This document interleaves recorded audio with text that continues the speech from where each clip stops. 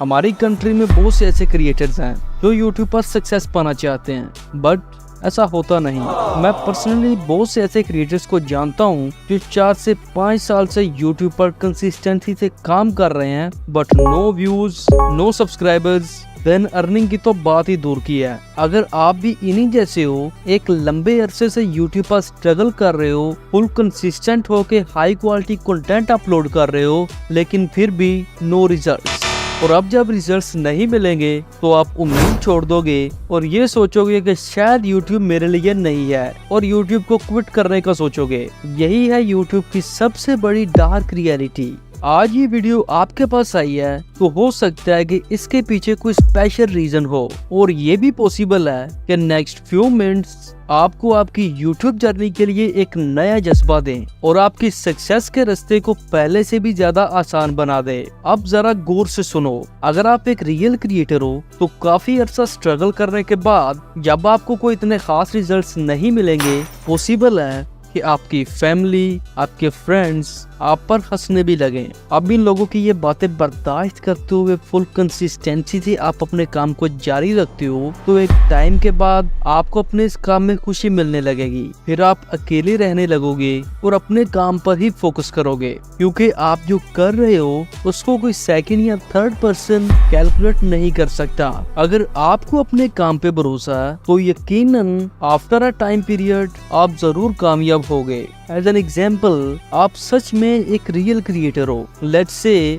आपने अपनी new video के लिए एक आइडिया फाइंड किया, देन उसकी स्क्रिप्ट रेडी की, देन उस वीडियो के लिए वॉइस ओवर करने के बाद जो खुशी का एहसास होता है उसका एक अलग ही मजा मैं जानता हूँ। हम जैसे middle class creator, no mic, no studio, just mobile से ही वॉइस ओवर करना पड़ता, और इर्द गिर्द के शोर से बचने के लिए हम में से काफी सारे लोग रात के वक्त ही वॉइस ओवर करते हैं, और जब ये वॉइस ओवर सक्सेसफुली कंप्लीट हो जाता है तो खुशी का एक अलग ही लेवल होता है। देन वीडियो क्रिएटिंग का प्रोसेस एंड अपलोडिंग के बाद दिमाग से एक भारी बोझ हल्का हो जाता है, और अब इतनी ज्यादा स्ट्रगल के बावजूद भी रिजल्ट्स ना मिले तो फिर क्या, परेशान होने की बिल्कुल भी बात नहीं है। जस्ट अपने जहन में रखो, bad times come to make you successful. ये चीज आपको एक नए जज्बे से आगे काम करने में मदद करेगी। अपनी मेहनत पे यकीन रखो और अपनी हर न्यू वीडियो में जस्ट 2% इम्प्रूवमेंट ऐड करो। आप यकीनन एक दिन कामयाब होगे। अब यहाँ पर फिर वही बात, हम जैसे क्रिएटर्स जो पिछले 6 मंथ,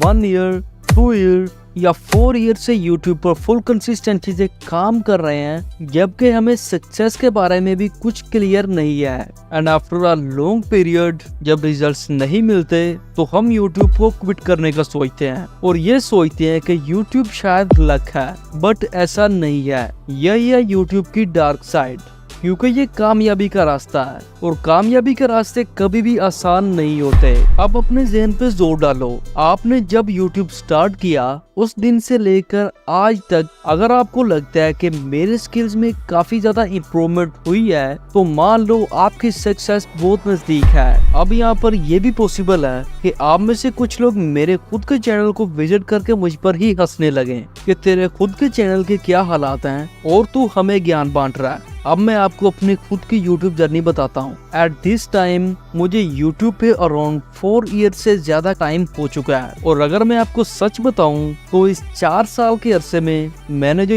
YouTube से सीखा है वो शायद मुझे किसी पेड क्लासेस से भी सीखने को ना मिलता।